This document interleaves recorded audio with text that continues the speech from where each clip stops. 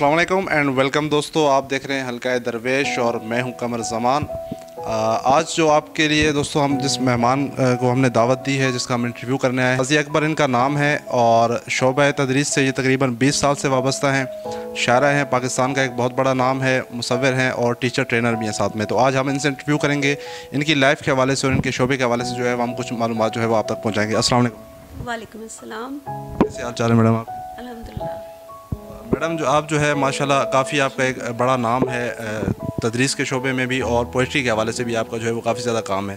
तो इस हवाले से जो है हम अपने नाजरीन के लिए कुछ बातें जो है वो आपसे करना चाहेंगे कि आपके बारे में एक चीज़ मशहूर है कि आप उन लोगों में से नहीं हैं जो सोने का चमचा लेकर मुंह में पैदा होते हैं और लेडीज़ के लिए जो है वो किसी भी शोबे में जो है वो सर्वाइव करना पाकिस्तान के अंदर काफ़ी ज़्यादा जो है वो मुश्किल देखा गया है। तो आप अपने जो आपने आगाज़ किया इस सफ़र का, आप उस हवाले से हमारे नाज़रीन को कुछ जो है वो बातें हमारे साथ शेयर करें कि ताकि हमारे जो आजकल की यूथ जो है, लेडीज़ है या जो भी इस शोबे में आना चाहते हैं, उनके लिए जो है वो एक इंस्पिरेशन के तौर पे हम आपको देखते हैं और आपकी ज़िंदगी से जो है उनको कुछ सीख मिले ताकि। जी बहुत शुक्रिया। दरअसल सफ़र कोई भी हो उसमें सहूलतें तो होती हैं। सफ़र घर जैसा नहीं होता, सफ़र हमारे घर के बेडरूम या ड्राइंग रूम जैसा नहीं होता जहाँ ज़िंदगी की सारी सहूलियात हमें जो है मुयस्सर होती हैं। तो सफ़र का मतलब ही ये है कि जो है कोई मकसद लेकर निकलना या कहीं किसी मंजिल की तलाश में निकलना या कुछ हासिल करने के लिए निकलना। तो मेरा ताल्लुक़ जहाँ से है, जैसा कि आपने बताया, फ़तेह जंग से, और मेरी तकरीबन सारी ज़िंदगी का बेशतर जो हिस्सा है वो फ़तेह जंग में ही गुजरा है। तो वहाँ पे ना सिर्फ ये कि इर्द गिर्द माशरे में, माहौल में, बल्कि हमारे ख़ानदान बिरादरी में भी लड़कियां तो कुजा, लड़कों में भी कोई पढ़ा लिखा नहीं था और किसी की तालीम की तरफ कोई ख़ास रग़बत नहीं थी। तो मेरे वालिद साहब जो है वो चाहते थे कि हम सब बहनें तालीम हासिल करें। तो मुझे शौक़ बहुत था शुरू से पढ़ने का, लेकिन मैंने एक जैसे कहते हैं कि बहुत बचपन में बहुत क्लियर विजन नहीं होता बंदे को कि उसने कहाँ तक पहुँचना है, क्या करना है। हाँ, ये ज़रूर होता है, कुछ लोग मैं देखती हूँ सोसाइटी में कि ये गिला करते हैं कि हमारे हालात बहुत ख़राब हो गए थे, इस वजह से हमने पढ़ाई छोड़ दी, या फ़लाँ हादसा हो गया था, या फ़लाँ वजह हो गई थी जिसकी वजह से हमने ये काम छोड़ दिया, क्विट कर दिया, हमने अपना सफ़र जो है वो छोड़ दिया। लेकिन मैं ये समझती हूँ कि मेरा जो सारी तहरीक है, जो मेरी मोटिवेशन है पढ़ने के लिए या आगे बढ़ने के लिए, या स्टिल जो अभी भी मैं कर रही हूँ, काम कर रही हूँ या पढ़ भी रही हूँ, अभी मैं PhD कर रही हूँ, तो तब से जो है वो जो सफ़र था उसके पीछे भी यही नामसाइद हालात थे। अगर हालात बहुत कंफर्टेबल होते तो शायद मैं कुछ भी ना करती। जब प्लेट में रख के आपको सारी चीज़ें पेश कर दी जाती हैं ना, तो आपके अंदर जो मोटिवेशन है या जुस्तजू है या तहरीक है वो ख़त्म हो जाती है। फिर आपको कुछ करने को रहता ही नहीं है, कुछ चाहता ही नहीं है जी कि क्या किया जाए। मुश्किलों के बाद और काफ़ी जो है वो रुकावटों के बाद इंसान को जो है वो कामयाबी मिलती है। लेकिन लेडीज़ के लिए जो है वो देखा गया है काफ़ी ज़्यादा जो है यहाँ पाकिस्तान के अंदर सर्वाइव करना जो है वो मुश्किल होता है। तो आपके लिए भी कभी कोई इस तरह किस्म की रुकावट आई आपके जो है वो फील्ड में या किसी और सिचुएशन में आपको जो है वो मुश्किल का सामना करना पड़ा हो और आपने कहा हो कि नहीं, अब इससे आगे मैंने नहीं जाना, या मैंने जो है जैसे राइटर्स के लिए तो ये होता है कि उनको तनकीद का भी निशाना बनाया जाता है काफ़ी ज़्यादा। तो कभी ऐसी सिचुएशन आई आपने कहा नहीं, अब मैं ये जो है गिव अप कर रही हूँ, मैं इसको जो आगे मैंने नहीं लेके चलना? नहीं, एक तो जो है ना मेरी ज़िंदगी में मैं पीछे पलट के देखूँ, मैं अभी कल भी ये बात किसी दोस्त से कर रही थी कि मैं नहीं समझती कि मेरी ज़िंदगी में पीछे कोई पछतावे हैं या कोई हसरतें हैं या कुछ ऐसा है। मैं बहुत ऑप्टिमिस्टिक अप्रोच के साथ, ये अल्लाह का करम होता है कि अल्लाह किसको कैसी सोच बदियत करता है। हमेशा से मेरी सोच मुस्बत रही और हमेशा से मुझे थ्रिल और जुस्तजू और लगन वो पसंद थी। तो मुझे कभी भी कोई दिन ऐसा नहीं लगा कि जिस दिन मैंने ये सोचा कि मैं गिव अप कर दूँ या क्विट कर दूँ अपनी स्ट्रगल को। मैंने हमेशा, वो गालिब ने कहा था ना कि मुश्किलें इतनी पड़ी मुझ पर कि आसान हो गई। तो इंसान पे जब मुश्किलात पड़ती हैं तो वो इंसान उतना ही एक्सपीरियंस्ड हो जाता है, उसको टैकल करना आ जाता है, उसको उन मुश्किलात से निकलना आ जाता है, उसको उसमें लुत्फ़ आने लगता है।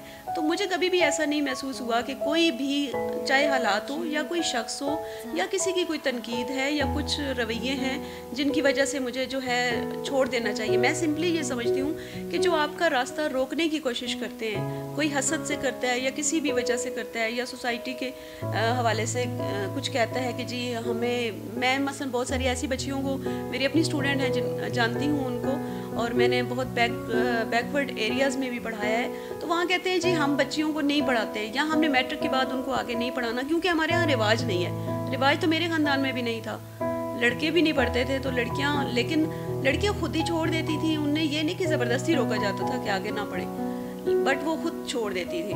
तो मुझे शौक़ था, मैं अपने शौक़ और अपनी लगन और अपने इंटरेस्ट से यहाँ तक आई हूँ। हमारे जैसे विलेज के साइड भी होता है कि वो मैट्रिक के बाद अमूमन शादी का सिस्टम आ जाता है। तो आपके भी घर में कोई ऐसी सिचुएशन बनी कि आप आगे नहीं पढ़ना, आपने जो है ये क्या कर रही हो, ये शायरी पोइट्री ये आपने नहीं करनी, ये तो बेफजूल काम है, ये इस तरह की कई लोगों की सोच होती है कि शायर जो है वो बहुत ही बोर किस्म के लोग होते हैं, इसके बारे में आप क्या?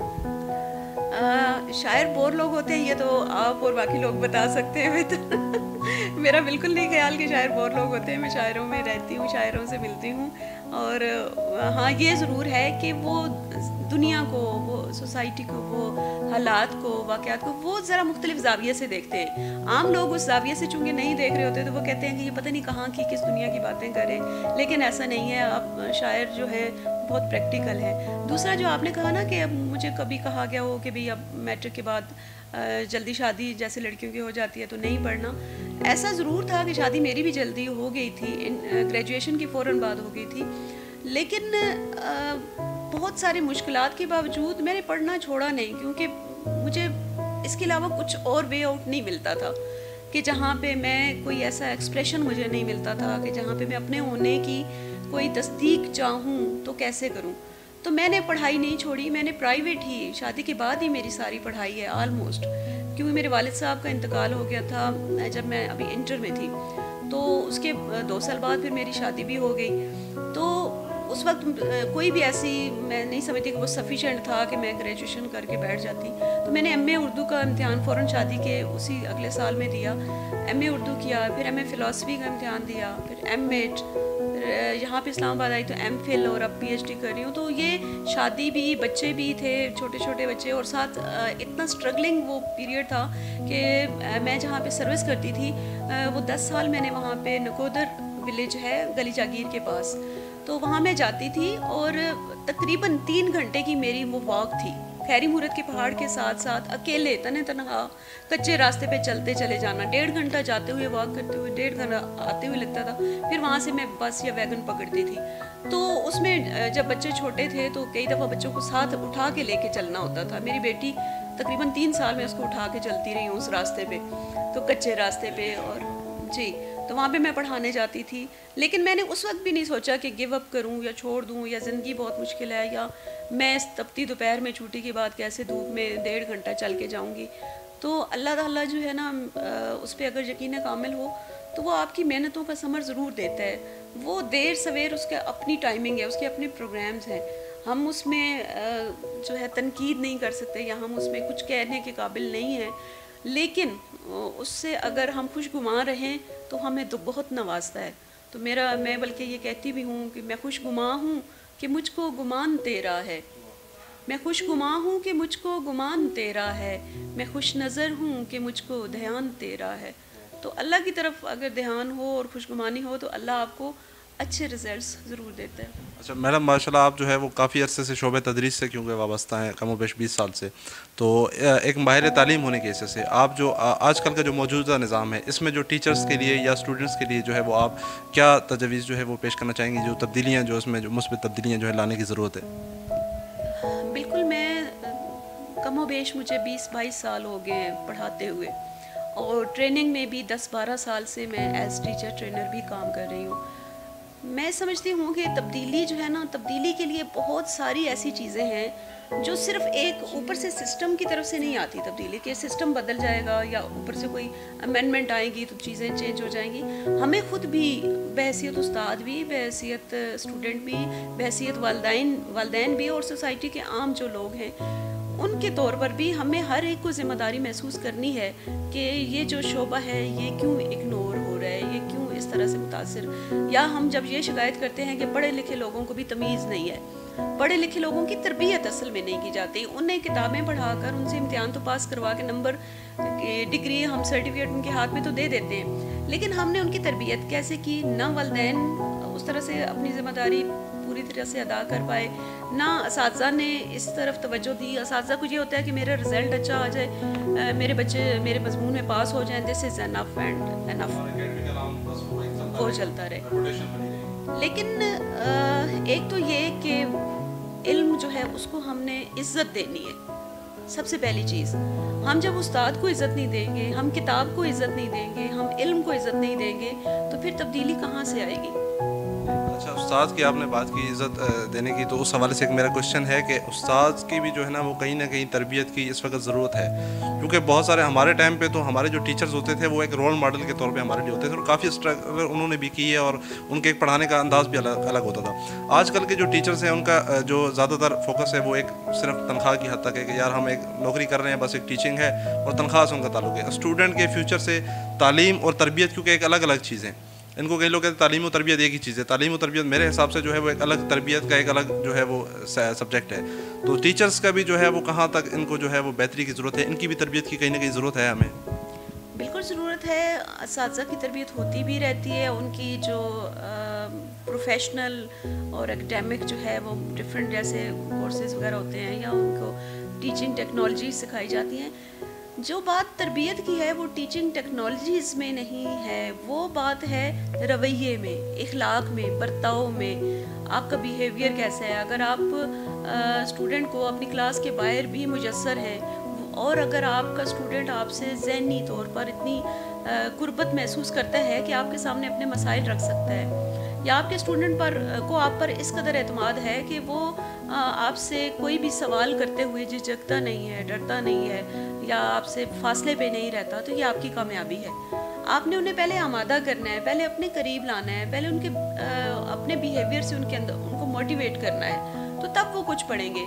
वरना तो वही वो मैकेनिक जो आप समझ लेना कि एक उस पॉइंट ऑफ व्यू से कि ये सिस्टम जो है ये सिर्फ प्रोड्यूस कर रहे हैं डिग्रियाँ, और स्टूडेंट्स जो हैं वो पैसे दे के फीसें भर के तो सर्टिफिकेट ख़रीद रहे हैं, तो फिर जाहिर है कि आगे भी, क्योंकि वो ये समझते हैं कि ये परवाना है सर्टिफिकेट या डिग्री, ये परवाना है जिसकी बेस पे हम बाहर सोसाइटी में जाएंगे तो हमें रोज़गार मिलेगा और हम इतनी दौलत कमाने के काबिल हो जाएंगे। अब आप देखें ना, प्रोफेशंस को भी तनख्वाह की कैटेगरी में तोला जाता है ना, वो ये नहीं देखा जाता कि इसमें है क्या, ये देखा जाता है कि कौन सा ज़रिए रोज़गार बेहतर होगा। हाँ, उसके अकॉर्डिंग फ़लाँ डिग्री ले लें, तो हम डिग्री लेने से पहले ये सोच लेते हैं कि ये डिग्री जो हम लेने जा रहे हैं उसके बाद हमने इतनी कमाई करनी है। मैडम, एक सवाल है कि जो बच्चियां या लड़कियां जो हैं वो तालीम हासिल करना चाहती हैं, लेकिन उनको फैमिली की तरफ से जो है वो सपोर्ट उस तरह का बैकअप नहीं होता। जैसे आपने कहा कि आपको माशाल्लाह आपकी फैमिली की तरफ से सपोर्ट था एजुकेशन के हवाले से, शादी से पहले भी और शादी के बाद भी,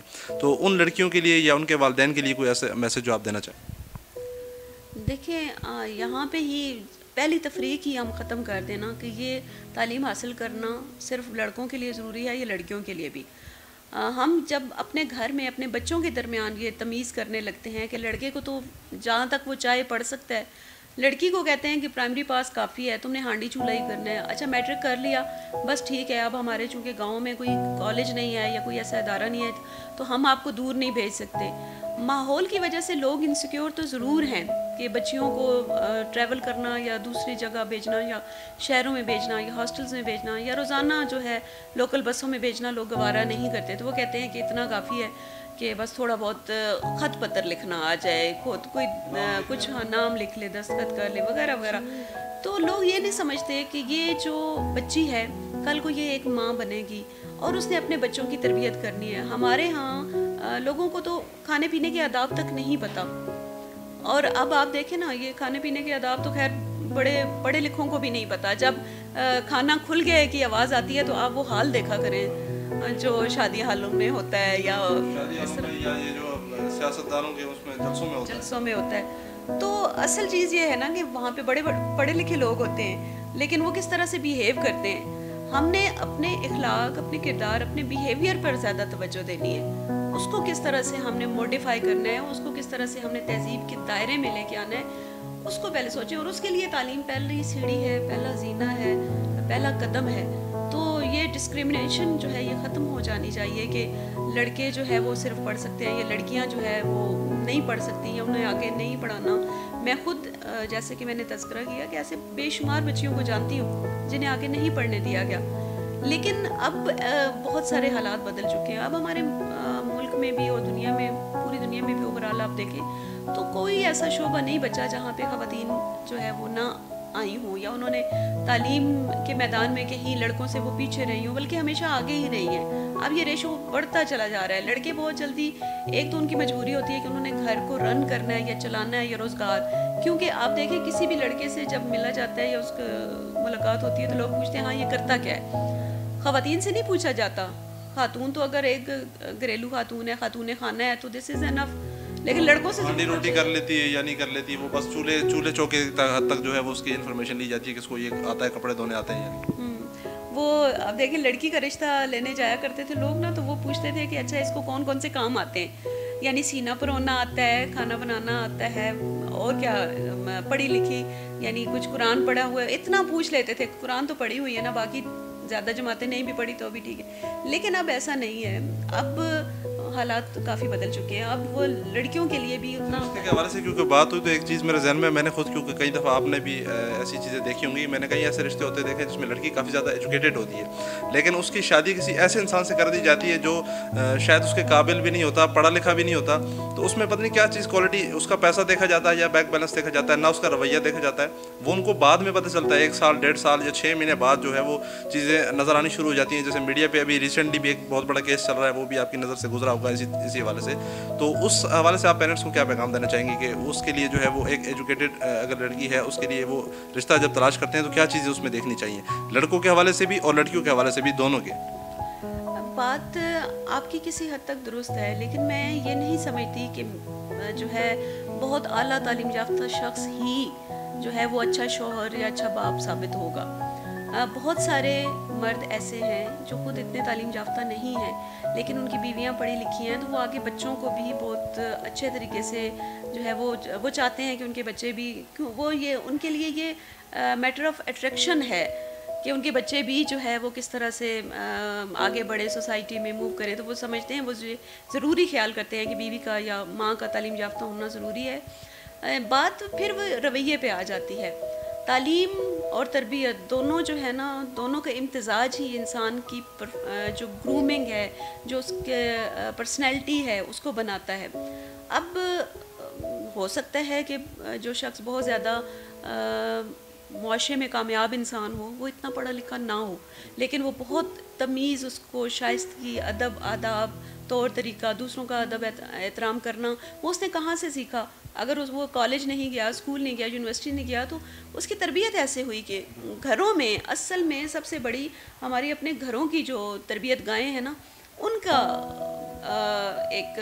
उनके अंदर भी ये शऊर बेदार करना बहुत ज़रूरी है कि इंसान का बनना बिगड़ना जो है वो वहाँ से होता है। तो मैडम, यकीनन हमारे लिए जो है ये काफ़ी एजाज़ की बात है कि आपका जो ताल्लुक़ है वो हमारे आबाई ज़िले से है, फतेह जंग से। तो हम जो है वो आपका कलाम जो है वो कुछ अब जो सुनना चाहेंगे हमारे नाज़रीन, जो आपकी जो शायरी है, क्योंकि माशाल्लाह से आपकी 3 से ज़ायद बुक जो है वो आपकी आ चुकी हैं, इस वक्त मार्केट में अवेलेबल हैं। तो चंद एक अशार जो है वो हमारे नाज़रीन के लिए जो आपको पसंद हो उस हवाले से। एक तो सारी बात होती रही तालीम और तरबियत के हवाले से, स्टूडेंट्स के हवाले से, टीचर्स के हवाले से, तो मैं अपने लोगों के लिए और तमाम सुनने वालों के लिए चंद अशार उनके नाम करना चाहती हूँ, और उन्हीं में मेरा मैसेज भी है कि शऊर ज़ात से उभरो, मकाम ज़ात को पाओ। शऊर ज़ात से उभरो, मकाम ज़ात को पाओ, खिरत को छोड़ दो तन्हा, जनू की आग सुलगाओ। रहो धरती के मस्कन में मगर परवाज़ मत छोड़ो, रहो धरती के मस्कन में मगर परवाज़ मत छोड़ो। कभी अर्शे बरी देखो, कभी तारों को छू आओ, और तुम्हें बख्शा गया है दिल, अता तुमको हुई आंखें। तुम्हें बख्शा गया है दिल, अता तुमको हुई आंखें। जलाओ जोत आँखों की, दिलों में रोशनी पाओ। तुम्हारी ज़ात के रेशे चुने किसने नफासत से, तुम्हारी ज़ात के रेशे चुने किसने नफासत से।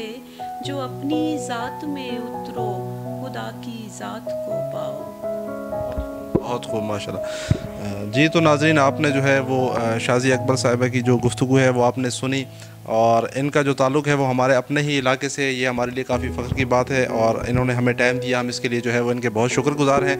तो मज़ीद आपका जो अगर कोई क्वेश्चन हो तो आप नीचे कमेंट बॉक्स में जो है वो हमें बता सकते हैं इस हवाले से, और अगर आप जो है वो सीखना चाह रहे हैं या स्टूडेंट्स जो है वो अगर कॉन्टैक्ट करना चाह रही हैं तो आपको शाज़िया अकबर साहब की जो आईडी है वो आपको इस वीडियो के डिस्क्रिप्शन में और टैग में मिल जाएगी। आप वहाँ से जो है वो इन्हें फॉलो कर सकते हैं, इनकी पोइट्री पढ़ सकते हैं, और जो इनकी बुक्स हैं वो मार्केट में जो है वो अवेलेबल हैं, आप वो भी आसानी से जो है वो परचेज़ कर सकते हैं। तो उम्मीद है आपको वीडियो पसंद आई होगी, और हमारा जो चैनल है यूट्यूब का और फेसबुक ऑफिशियल पेज जो है उसे ज़रूर लाइक और सब्सक्राइब कर दी।